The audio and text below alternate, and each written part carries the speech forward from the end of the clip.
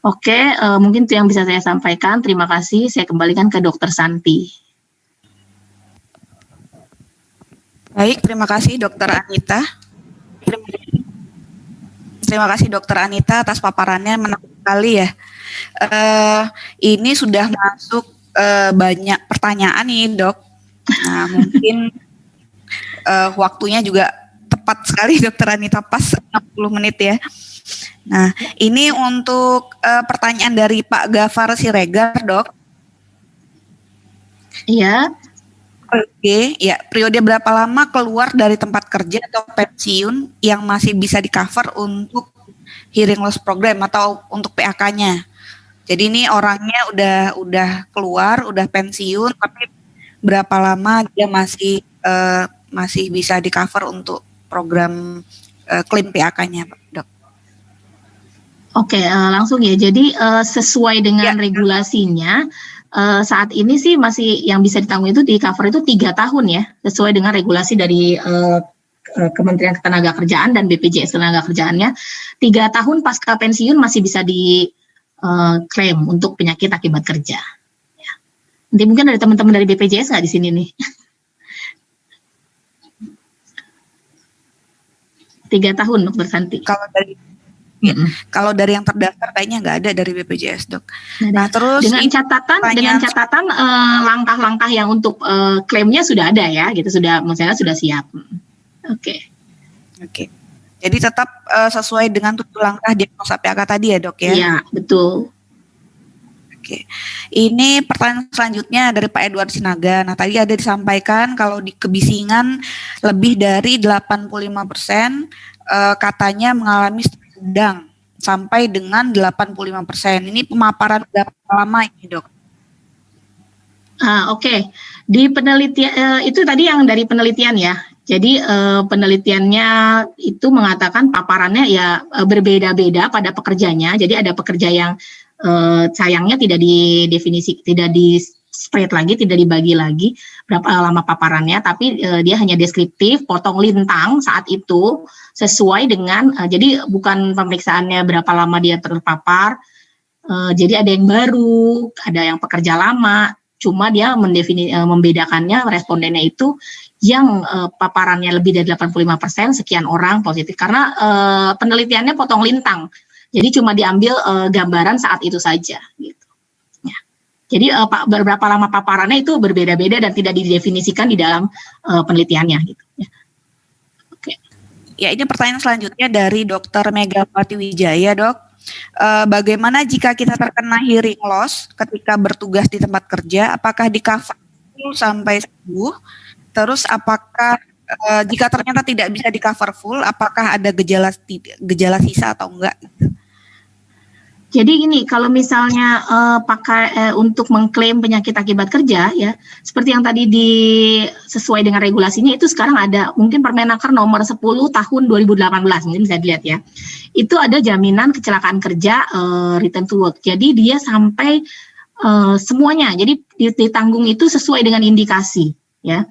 Jadi kalau misalnya memang dia butuh alat bantu dengar ya akan di-cover dengan sampai alat bantu dengar ya.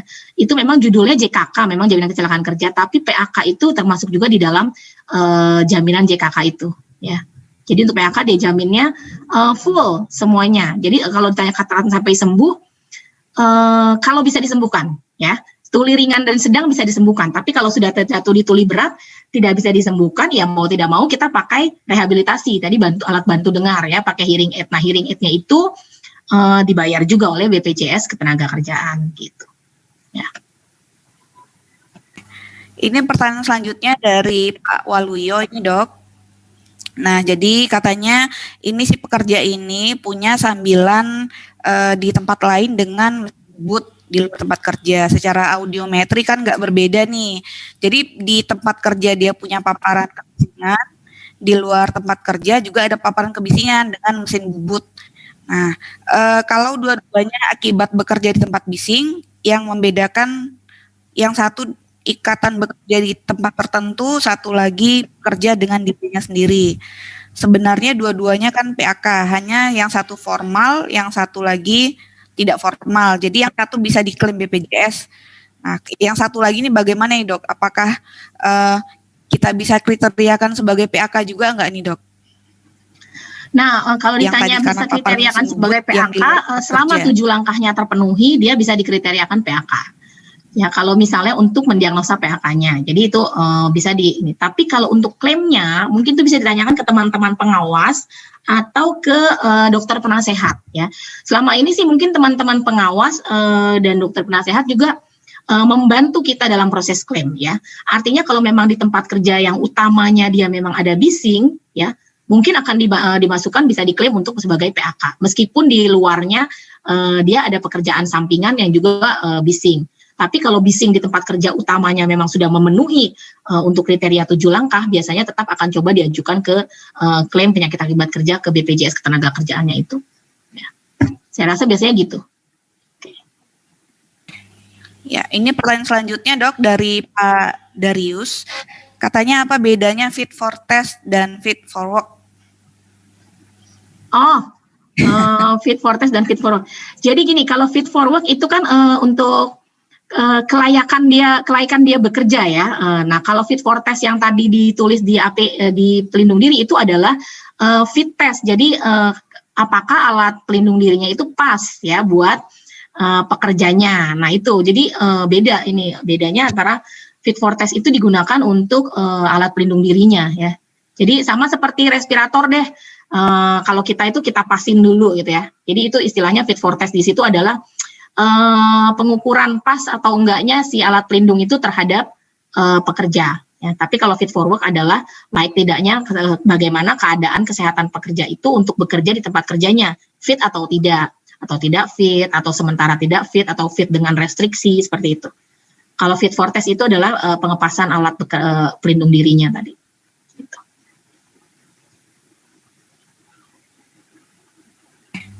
Ini yang selanjutnya dok dari Isti Harwanti.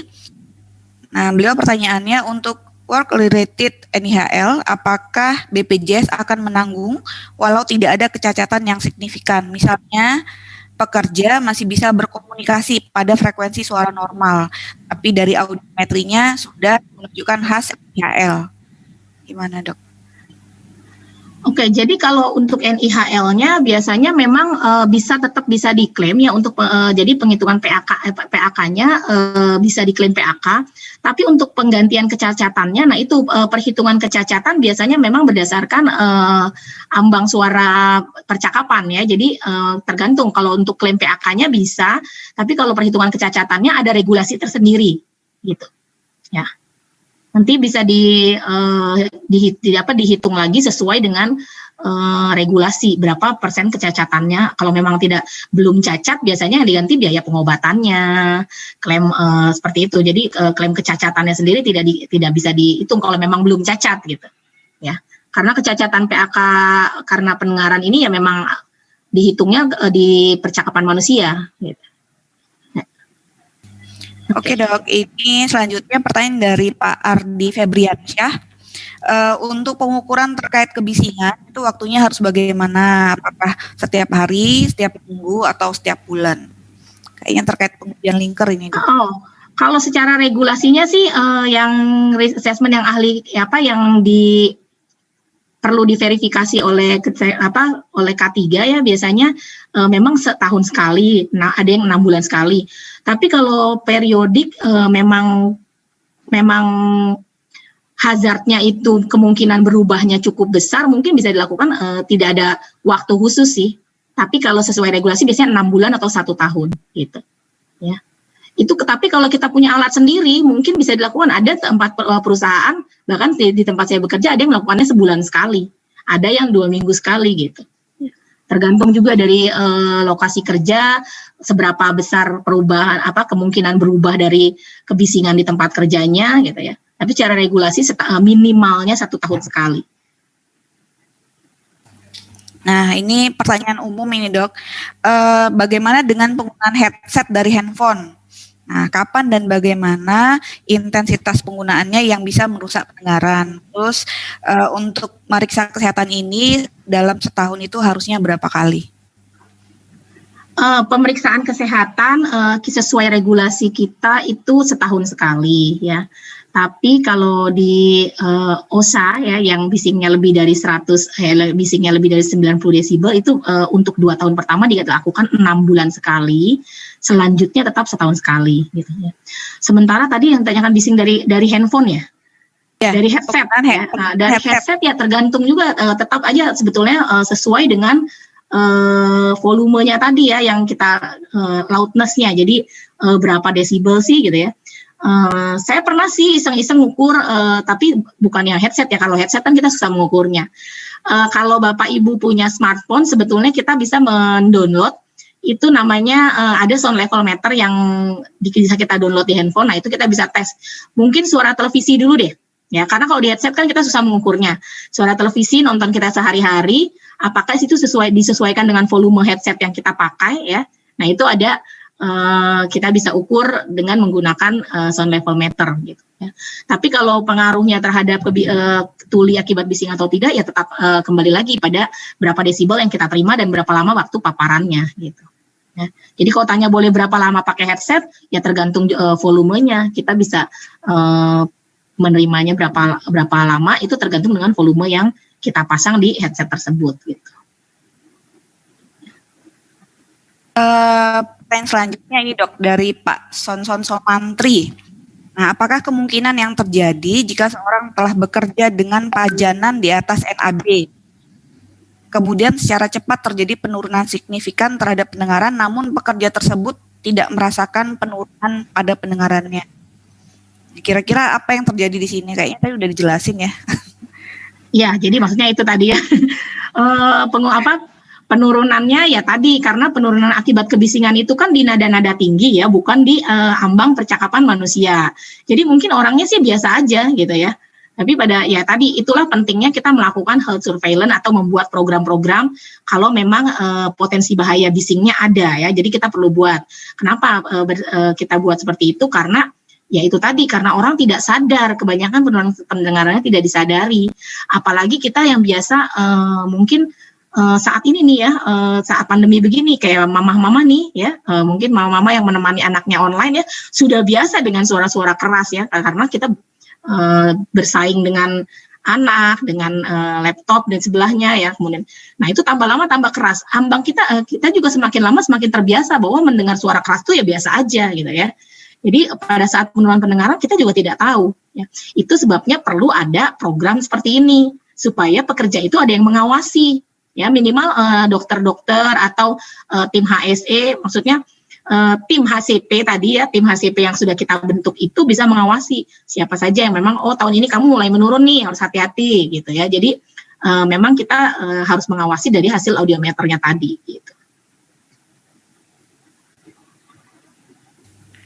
Oke, Dok, ini pertanyaan selanjutnya dari Pak Mardini Ardi.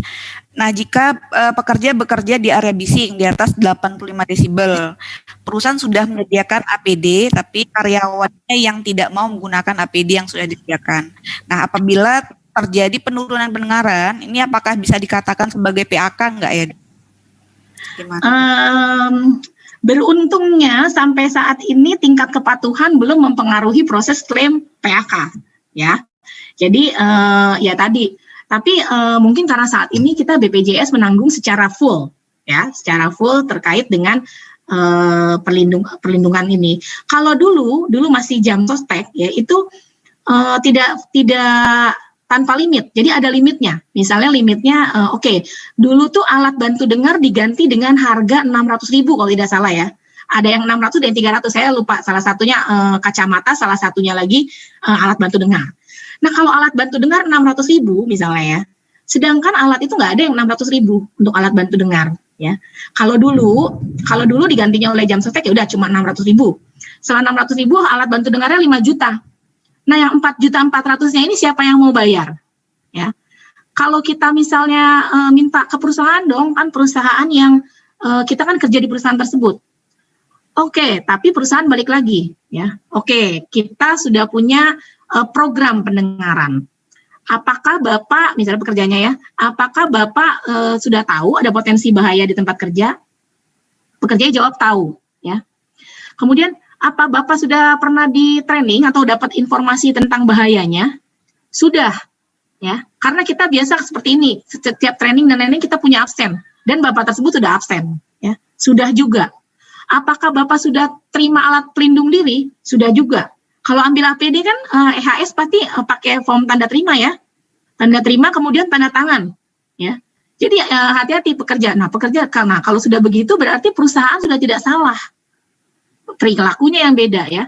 Untungnya saat ini BPJS Ketenagakerjaan klaimnya full, jadi pekerja nggak ada risiko. Tapi emangnya mau ya kalau misalnya kita udah keren-keren nih pakai alat bantu dengar, ya. Jadi meskipun ditanggung, meskipun saat ini belum memperhatikan kepatuhan, tapi tentu kecacatan itu tidak enak buat kita, gitu.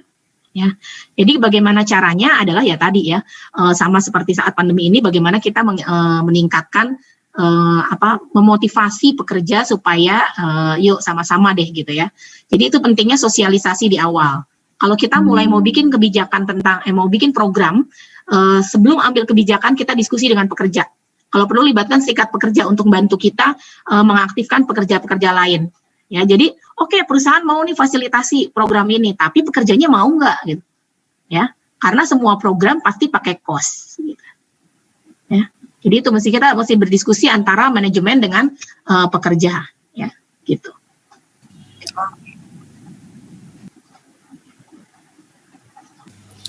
Oke dok, ini terkait tadi mengenai paparan dokter tentang HCP. Jadi pertanyaan dari Pak Darius, ini untuk penanggung jawab HCP di perusahaan itu siapa ya dok ya? Siapa ya? Jadi kalau tergantung sih Pak, bisa saja EHS ya. Biasanya sih memang timnya tulisannya dari engineering kebanyakan ya kalau di luar. Jadi kalau punya industrial hygiene mungkin industrial hygiene. Karena fokusnya HCP ini bukan kita tuli akibat bisingnya ya. Jadi bukan cuma penyakitnya, tapi adalah bagaimana memaintain tempat kerja dan pekerja itu terhindar dari penyakit-penyakit akibat bising. Jadi bisa saja kendalinya di mana saja boleh gitu. Tapi kalau bisa memang kalau ada industrial hygiene, mungkin industrial hygiene atau ahli K3-nya, ya. Gitu. Kalau mau dipimpin langsung oleh tim P2 K3 perusahaan pun tidak masalah, ya. Tapi P2 K3 perusahaan kan biasanya direktur ya yang mimpinnya. Oke dok, ini pertanyaan selanjutnya dari Pak Hairul Amri. Untuk PHK, bagaimana cara proses pelaporan PHK, lalu PHK yang seperti apa yang bisa diklaim ke BPJS Ketenagakerjaan? Silakan dok. Pelaporannya mungkin ini bisa dilihat di websitenya BPJS Ketenagakerjaan ada ya. Jadi pelaporannya sih biasanya tetap seperti kecelakaan kerja 2 kali 24 jam setelah terdiagnosa. Tapi bagaimana yang bisa diklaim itu tentu yang memenuhi 7 langkah PHK tadi gitu. Ya. Nanti biasanya bisa dibantu kalau memang ada dugaan-dugaan ya di BPJS Ketenagakerjaan itu sekarang fasilitasnya sudah enak sekali, ada case manager untuk kecelakaan kerja ya, ada yang lain-lain dan saya kira untuk bertanyanya mudah, jadi bisa terbuka gitu ya. Jadi di websitenya ada untuk alur pelaporan dan form-form pelaporannya ada ya. Nanti kalau memang 7 langkahnya setelah diverifikasi oleh pengawas ketenagakerjaan lancar ya sudah berarti akan langsung. Tapi kalau misalnya menemui satu hal yang antara iya atau tidak, nah itu biasa akan dikomunikasikan ke dokter penasehat ya. Kalau dokter penasehatnya tersebut ragu juga ya, misalnya dokter penasehat kan tentu dari berbagai bidang ilmu ya. Kalau dokter penasehatnya ragu, dokter penasehatnya juga bisa berkonsultasi lagi dengan dokter ahli ya. Contohnya misalnya kalau misalnya jantung ke dokter jantung, THT ini bisa ke dokter telinga, tapi kita juga sekarang ada spesialis okupasi ya. Jadi itu juga menjadi salah satu rujukan kita kalau untuk mau mendiagnosa penyakit akibat kerja gitu ya.